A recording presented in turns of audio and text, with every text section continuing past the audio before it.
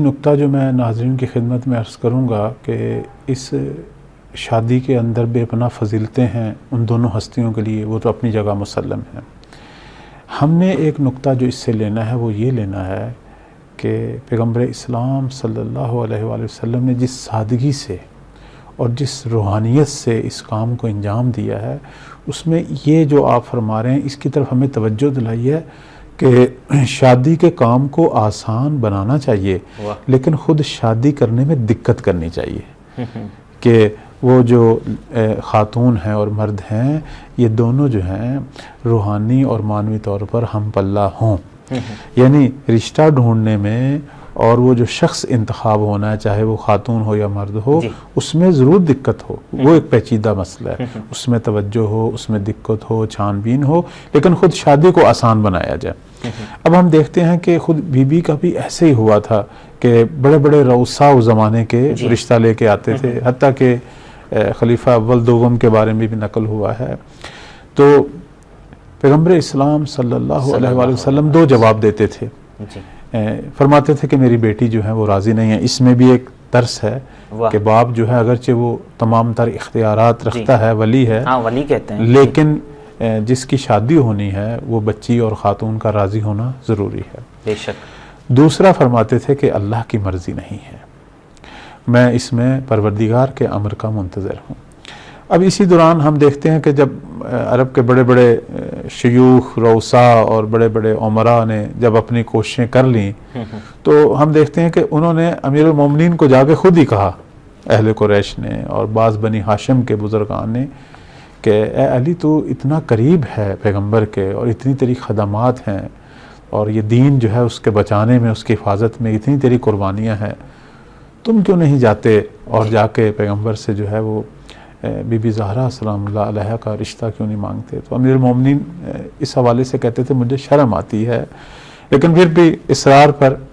چلے گئے اور پیغمبر اسلام کی خدمت میں پہنچے۔ تو ہم یہاں دیکھتے ہیں کہ جاتے ہیں ان کی خدمت میں لیکن کچھ کہتے نہیں۔ واہ واہ۔ تو پیغمبر اسلام خود ہی پوچھتے ہیں، علی تجھے کوئی حاجت ہے، کوئی چیز تم نے مجھ سے مانگنی ہے تو مانگو، کس لیے آئے ہو؟ تو ہم دیکھتے ہیں کہ بہت ہی حیا سے، بہت ہی مؤدبانہ انداز سے، احترام سے، تواضع سے جو ہے وہ بی بی زہرا سلام اللہ علیہ کا رشتے کا تقاضا کرتے ہیں۔ تو پیغمبر وہی جواب دیتے ہیں کہ میں اپنی بیٹی سے پوچھوں۔ تو بی بی زہرا سلام اللہ علیہ سے جب آ کے پیغمبر یہی بیان کرتے ہیں تو بی بی کا جو سکوت ہے اس سے پیغمبر جو ہیں وہ رضایت کا اظہار لیتے ہیں اور پھر وہی بھی آتی ہے۔ اب روایات میں ایسا ہے، میں ایک روایت آپ کی خدمت میں بیان کروں گا کہ خود مولا امیر المومنین سے یہ روایت نقل ہوئی ہے، فرماتے ہیں کہ پیغمبر اکرم صلی اللہ علیہ وآلہ وسلم نے مجھے یہ فرمایا کہ اے علی، جبرائیل تھے جو مجھ پہ نازل ہوئے، سبحان اللہ، اور انہوں نے کہا کہ اللہ یہ فرما رہا ہے کہ میرے پیغمبر کو جا کے کہو کہ اگر میں نے علی کو خلق نہ کیا ہوتا تو اولاد آدم میں کوئی بھی فاطمہ کے رشتے کا اہل نہیں تھا۔ اللہ، یہ جو ذریعہ آدم میں اگر کوئی فاطمہ جیسی معصومہ کے رشتے کا اہل ہے تو وہ علی ہے، یہ اللہ نے مجھے فرمایا۔ اور اس کے بعد ہم دیکھتے ہیں کہ بہت ساری ایسی روایات ہیں جس میں پیغمبر اسلام صلی اللہ علیہ وآلہ وسلم فرماتے ہیں مولا علی کو کہ لولا کا یا علی لما کان لفاطمہ کفن علی وجہ الارض، اے علی اگر آپ نہ ہوتے تو روئے زمین پر کوئی بھی فاطمہ کا ہمسر نہ ہوتا۔ اللہ اکبر۔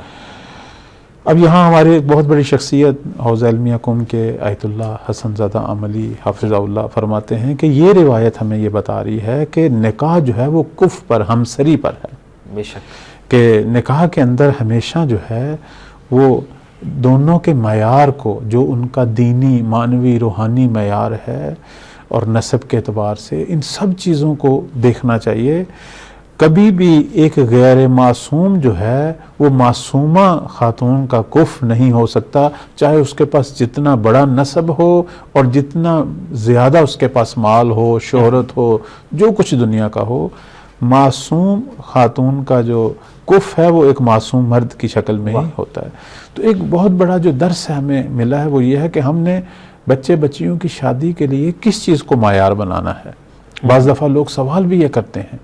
کہ ہم کس چیز کو معیار قرار دیں. بہت سارے رشتے آتے ہیں تو ہم اس میں انتخاب کس رشتے کو کریں. اب آپ دیکھیں کہ سرور کائنات کی بیٹی ہیں کہ جن کے طالب جو ہیں اور جن کے خواہاں جو ہیں وہ عرب کے بڑے بڑے شیوخ اور سرمایہ دار، لیکن پیغمبر نے حکم پروردگار سے کس ہستی کو ہمسری کے لیے انتخاب کیا کہ جو روحانی مقام میں اور دینی مقام میں بی بی زہرا کا ہمسر ہے. یعنی ایمان میں اگر کہا جائے سرمایہ دار اگر کوئی ہے ایمان علم معرفت تقوی کے حوالے سے تو وہ ہے. ہمارے ائمہ نے یہی، اس کے علاوہ بھی ہم دیکھتے ہیں ائمہ کے یہی فرامین ہے کہ آپ کے بچیوں کے جو رشتے آتے ہیں تو متقی کو غیر متقی پر ترجیح دو، چاہے متقی فقیر ہو اور غیر متقی دولت مند ہو. چونکہ وہ خاتون جس نے اپنے گھر میں اپنے شوہر سے آرامش اور سکون لینا ہے وہ شوہر کے تقوی سے لینا ہے.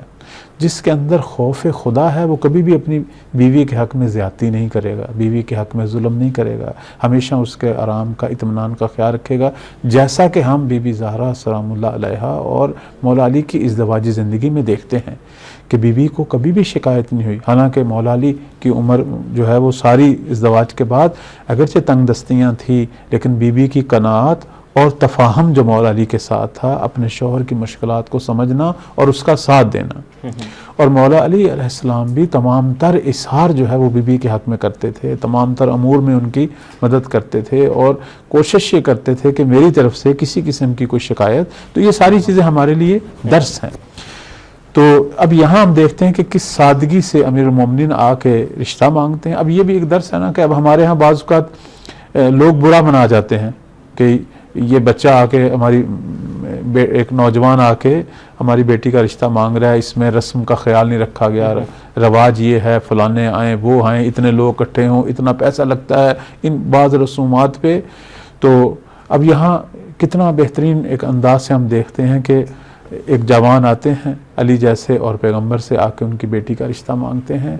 اور پیغمبر اسلام جو ہیں وہ بچی سے جا کے جو ہے، یعنی کہ اس کام کے اندر کتنی سادگی ہے، کوئی رسم و رواج نہیں ہے، کوئی فضول ایسی چیزیں جو ہم نے اپنا زندگی کا حصہ بنایا ہے. تو یہ ساری چیزیں ہمارے لیے درس ہیں اور تمام چیزیں ہمارے لیے سنت ہیں. تو ان تمام چیزوں کو اگر ہم دیکھیں گے تو کتنا یہ کام آسان ہو سکتا ہے کہ جس میں اللہ نے ہمارے لیے اتنی برکات جو ہیں وہ رکھی ہوئی ہیں انشاءاللہ.